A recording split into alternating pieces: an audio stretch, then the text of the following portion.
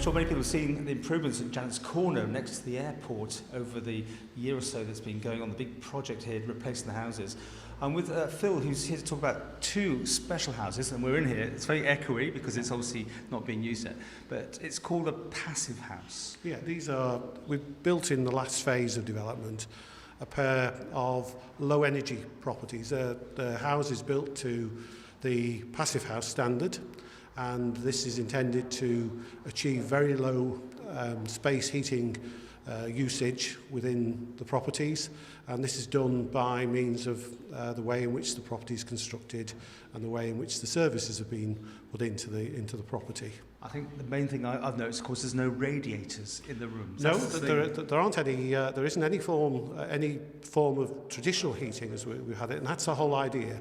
The idea of passive house is to try and balance out the energy usage in the property by what energy is generated by people, by the appliances that are in the property, by the solar gain that we get in the property, and also to stop the house from leaking energy through the walls by increased insulation, with much thicker walls with a lot of thermal insulation built into them. We've also got high performance treble glazed windows and doors. And the other big secret, well, it's not really a secret, but the other big trick is the use of the whole house ventilation system, the MVHR, the mechanical ventilation and heat recovery system, which balances the quality of the air and the temperature. This is the box of tricks under there, which you'll see shortly on the stairs. And upstairs, we've got these sort of space-age sort of vents, which is how it all works. You're moving the air around. Yes, basically the air is introduced. The incoming air is tempered through the ventilation equipment, and then is distributed through the habitable rooms upstairs and extracted downstairs and through the bathroom, through the toilet and through the kitchen areas, so that there's the circulation of air throughout the property, which is constantly being tempered and balanced. And that means we're getting fresh air, so the quality of the air in this property should feel a lot better when people are living in it than a traditional home. Well, upstairs, I mean, there's a towel rail.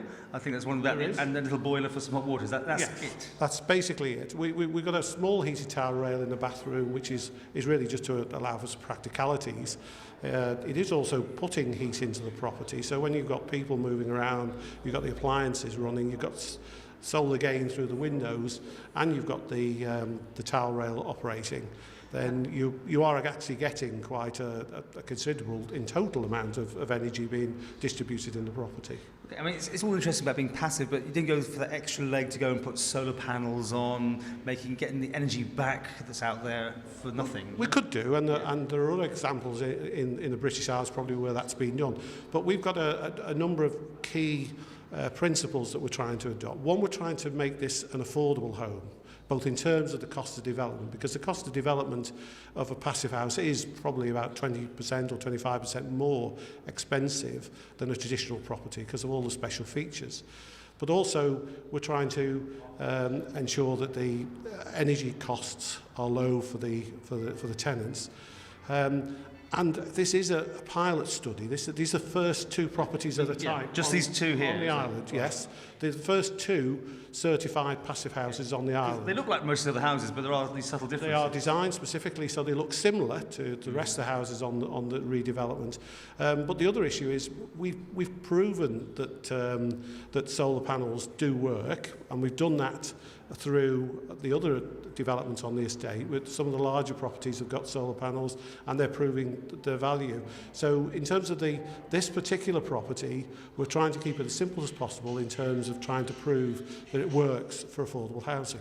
And the proof of the pudding will be when people get their bills in, I suppose. Correct. We're also got a monitoring regime. We've got built into this property, we've got a system which is actually gathering data all the time on the energy usage and is transmitting it back to the DOI offices, so that we can, for the next 2 years, we can look at the energy usage and also talk to the tenants to see what their experience is and what their experience of their bills is, actually. So this will be the sort of house of the future?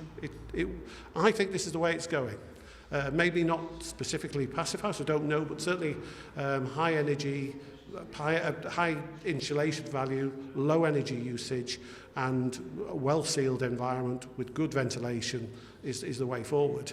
I'm certain of that. Hopefully without any of the fancy technological bits added.